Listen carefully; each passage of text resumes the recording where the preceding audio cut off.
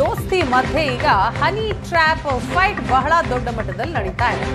224ರಲ್ಲಿ 222 ಶಾಸಕರನ್ನ honey trap ಮಾಡಿದ್ದಾರೆ.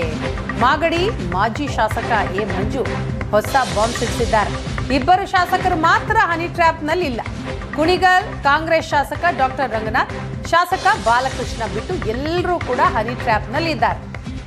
ತಮ್ಮನ್ನ ಸೋಲಿಸಿದವರನ್ನ ಚಿತ್ ಮಾಡ್ತೀನಿ ಅಂತ ಹೇಳಿದ್ರು. ಶಾಸಕ ಮುನಿರತ್ನ ಪರಿಸ್ಥಿತಿ ಏನಾಗಿದೆ ಗೊತ್ತಿಲ್ವಾ? ಡಿಸಿಎಂ ಡಿಕೆ ಶಿವಕುಮಾರ್ ಹೆಸರು ಹೇಳದೆ ಮಂಜು ಆರೋಪ ಮಾಡಿದ್ದಾರೆ.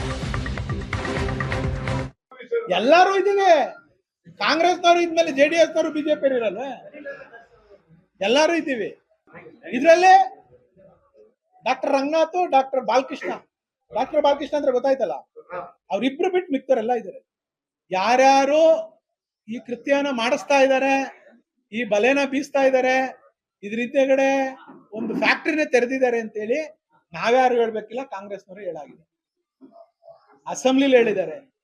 ಅಸೆಂಬ್ಲಿಲಿ ಹೇಳೋದ್ಕಿಂತ ಇನ್ನೇನು ಹೇಳ್ಬೇಕಿದೆ? ಇದರಿಂದ ಯಾರಿದ್ದಾರೆ ತನಿಖೆ ಆಗ್ಬೇಕು, ಇದು ಜಗಜ್ಜಾಹೀರ ಆಗ್ಬೇಕು, ಇದು ಹೊರಗಡೆ ಬರ್ಬೇಕು.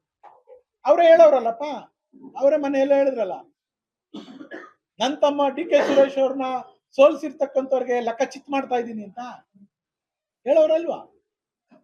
ಒಂದು ಯೋಗೇಶ್ ಚಿತ್ ಮಾಡಿದ್ದೀನಿ, ಒಂದು ಮುನಿರತ್ನ ಚಿತ್ ಮಾಡಿದ್ದೀನಿ, ಇನ್ಯಾರ್ಯಾರು ಚಿತ್ ಮಾಡ್ಬೇಕು ಅಂತ, ಯಾರ್ಯಾರು ಚಿತ್ ಮಾಡ್ಬೇಕು ಮಾಡ್ಕೊಂಡ್ ಬರ್ತಾವ್ರೆ.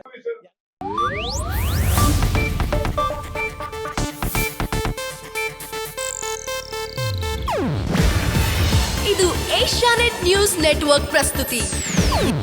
ನೀವು ನೋಡ್ತಿದ್ದೀರಾ ಏಷ್ಯಾನೆಟ್ ಸುವರ್ಣ ನ್ಯೂಸ್.